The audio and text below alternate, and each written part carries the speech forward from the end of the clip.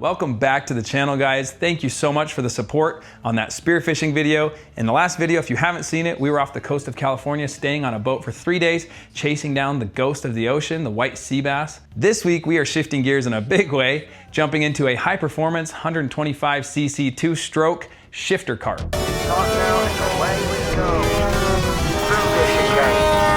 It's as close to Formula One as you can get.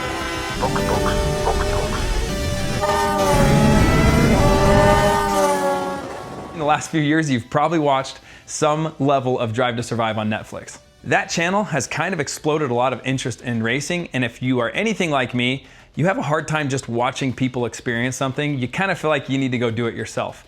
And if you don't feel that way, I hope by watching my channel, you start to feel that way. So watching Formula One and kind of learning more about the individual drivers, it's really cool to see that in the off season, these guys still go back to these shifter carts to experience that high level of speed, sharp turns, and insane maneuverability and control that come in these carts. Go look it up on YouTube. You can watch the top guys still racing their shifter carts. This is one of those activities that when you do it, you want to take all of your buddies out to the track to experience it. And you want all of them to get one so that you can go race against each other. This week, I'm taking my dad out to the track where we will try to hit speeds over 80 miles an hour on the straightaways, taking turns at high G-forces, and seeing who could put down the best lap time in this extremely high performance vehicle.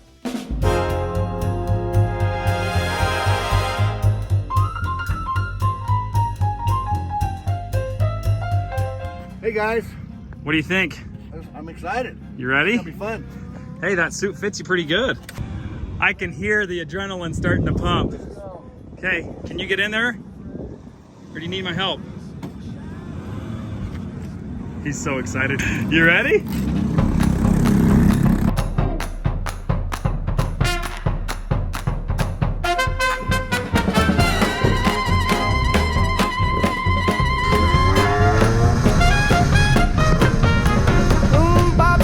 When you first get out on the track, you have to warm up the engine to a certain temperature before it will start to function optimally without doing damage. These engines operate at an insanely high RPM. We're talking 10,000 plus RPM regularly in these carts, which is just crazy to me. After we each put in a couple of laps to warm up and start the day, I was really fortunate to get to catch up with one of the local racing teams and learn more about how this karting scene really works. Yeah, so my name's Bryce Englehart, and I run Englehart Racing. We're a kart team here in Salt Lake City, Utah. So I've been involved in karting since 2010, and we've been running the team here in Utah since 2019. Basically, anything that your kart needs, we take care of it here. Drive to Survive on Netflix has been big. It's really bringing racing to the masses here in the States. It's as close to Formula One as you can get without spending, you know, a couple $100 million. So it's very direct. I mean, you're right there on the ground. There's no suspension, so it's just you and the cart, and you got to make it happen. Yeah, so a lot of people think it's difficult to get into the sport because there's really a lot to learn. We make it easy here for people to figure it out. We have a rental program, so if you've never driven karts before, shoot us an email. We'll get you in a rental cart. We'll get you out here for a day, and we can basically walk you through everything you need to know to get on track. What kind of pricing can people expect to just get out on the track for a rental day? For rentals, for our entry-level karts, which are the Briggs & Stratton LO206, practice days, it's just $50 an hour. So it's pretty reasonable. That includes the full support program that you might see in the background here. So that includes tuning and coaching, any kind of data analysis you want to do, setup, work.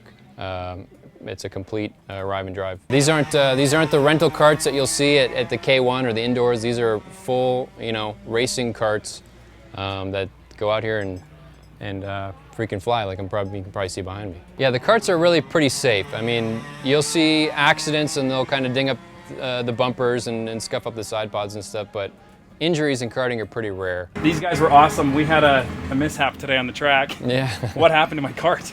Looks like maybe the wheel came loose, a bunch of studs broke off the rear wheel and kind of messed up the hub a little bit. I thought we were done for the day. Bryce came over, brought tools and components for my wheel. This is kind of the experience we've had with this community. People want you to enjoy this hobby. One, it's your guys' business. You make money, the more people that get into it. And two, it just kind of seems like a team effort to get everybody having fun out here. So it's a really tight-knit community, the karting community. Everybody will help you. Everybody will give you advice. Here in Utah, we have just a really, really good karting community. Awesome. Yeah, I felt that today 100%. We got back out there and I put my best track times down. Just for reference, what's a good track time on today's layout? I think the fastest we've seen today is the 103.5. 103.5. All right, guys, challenge accepted. 103.5, fastest lap on the track of the day. Got to see where we're measuring up against the best of the best. Starting off with my dad, here is his fastest lap. Let's go. Starts out and away we go.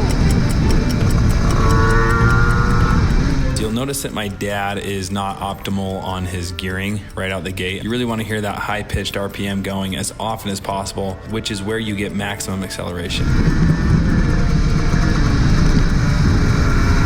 This is the fastest stretch of the track on the day. My dad is picking up speed quickly. You can hear his shifts are actually really smooth.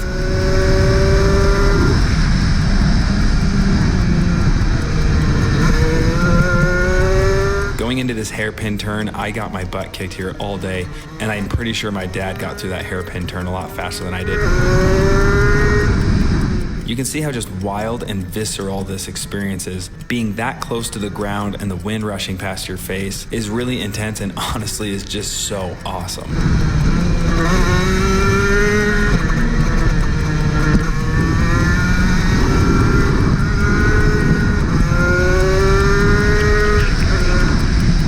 But watching that clock, it's clear me and my dad have a long way to go. So that's my dad's time, 1:13.13, and that's off by about 10 seconds from the fastest lap of the day. Box. But guys, my dad's first laps in the day were in the 1:30s. He shaved off 15 seconds by the end of the day. That just goes to show how quickly you can progress. All right, let's check in with my dad, see how it went. Wow.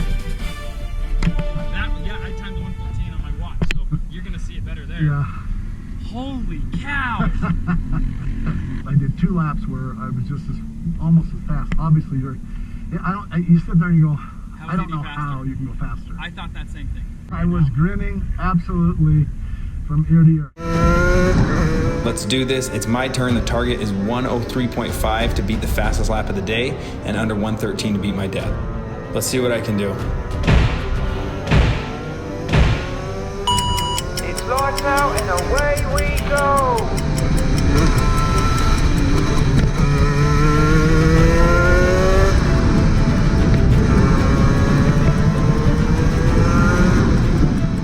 If there's anybody watching this that's really into karting, please go right ahead and shred my lap apart. Would love to hear some critiques on the obvious spots to make up some time.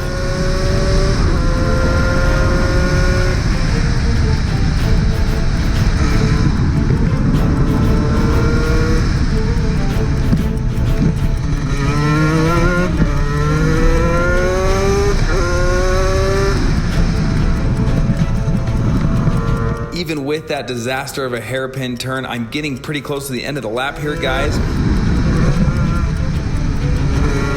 It looks like I'm making some pretty good time. Can I get close to that 103.5?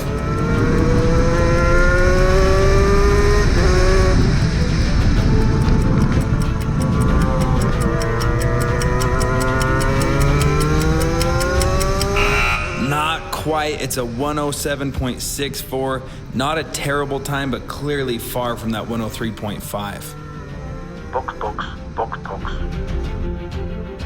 I should be beating any of the non-shifter carts out here by what, 3 seconds at least? Yeah, probably 3, 4.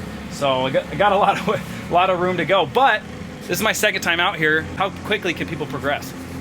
You can really cut the lap times quick. Obviously, there's a lot of resources here for coaching. Yeah. And that's really your best way if you want to get up to speed quick. Is get like with an organization like ourselves. Awesome. We can.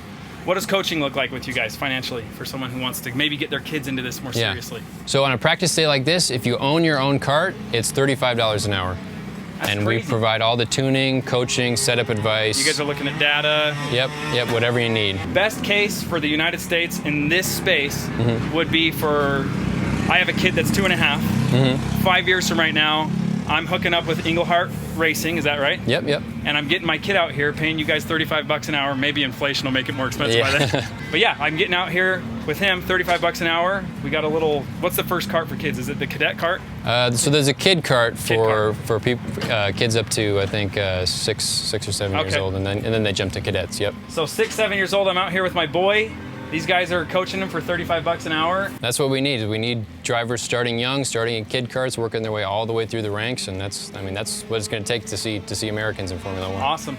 In the meantime, I'll see what I can do to get the dads out here. I really appreciate your time today. Absolutely. It's awesome. Thanks for your help with my cart. You're welcome. All this info. The website is EnglehartRacing.com. EnglehartRacing.com. Yep. Get out here for $50 an hour to ride their carts. You don't have to pay anything for your own cart. That's crazy. Today's been awesome. I've had more fun. I've had a chance to get in another cart, and Jordy and I went out together and we raced, and it was and he kicked my butt. This is just another big thanks to the local Utah karting community. One of the guys there wanted my dad and I to ride together, so he lent him his cart so we could get out and just cruise around together. This was a really special and fun day to spend with my dad. He is in his 70s and still so young at heart, but we both recognize one day we won't be able to be in the karts together, but we'll have these memories and videos to look back on.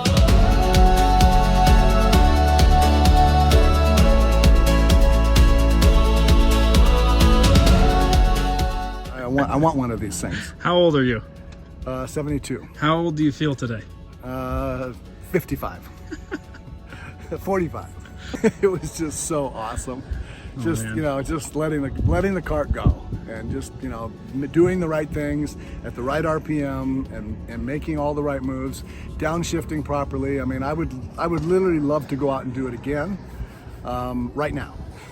I'm going to be sore, so it's a great workout, but it's a mental thing that's just so invigorating, and in order to really do it well, you've got to be in shape physically and mentally, and because you're going fast, and you're going into you're taking the cart literally right on the edge of control. Is it going to crash, or is it going to stay on the course?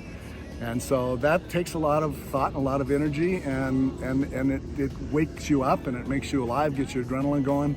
You work so that you can play, and and if you reward yourself with the play, then you're going to want to go to work. And so it's a synergistic balance in life, and it's a great way to live. Really quick, just wanted to show you guys some of my blunders on the day, just to show you how truly on the edge of control you are at all times. When you see how easy it is to lose that control, it shows just how hard it is to drop another 4 seconds, because you're constantly riding that edge of losing control, traction, missing a turn, etc. On the first mishap, it was one of the early laps. Everything was still pretty cold, and there was this patch of water. Notice how I don't even hit the puddle of water, but just touch the wet pavement, and how quickly I lose traction. This does spike your adrenaline for sure. I was probably going 40 miles an hour when I hit that patch of water. But like Bryce was saying, these karts are really pretty darn safe. Okay, going into the second mishap of the day, I'm coming into this hairpin turn. This hairpin turn is something I really would like to get figured out, because I don't ever feel like I really nailed it. So I'm coming in really hot this time, and I knew I wasn't going to be able to hold that turn. Unfortunately, I overcompensated by smashing the brakes, locking up the wheels, and losing control. Stalled out the engine, had to do my own push start again. I just wanted to show you guys this to demonstrate how truly on the edge of control you are when you're hitting these kinds of speeds. It really forces you to be fully immersed in the moment, totally focused. You cannot think about anything else. I think it has something to do with living in a world with so much noise and so much distractions. It all gets quiet when you're this focused on trying to keep your speeds high and staying in control.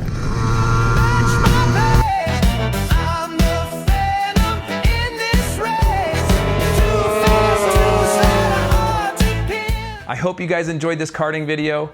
I look forward to creating some more content on karts in the future. Maybe I'll enter a race. That would be a fun video to do. If you guys have any questions at all, just drop them. I will make sure to get back to every question that I get on this video. I'm small enough. And definitely, if you know karting well, drop a lot of comments. Put any information that you guys want other people to know about in the comments below. Let's get this United States karting scene going. Thanks for watching, guys. Join me next time as I head down to Punta Mita with my brothers and a friend who invites us to his surf vacation home, where we will be doing some fishing and I'll actually be trying to spear my first tuna. Our friend Jared is a little bit newer to spearfishing and will unfortunately have a pretty gnarly emergency that cuts our trip short. I hope you guys join us on that adventure and send Jared your best wishes.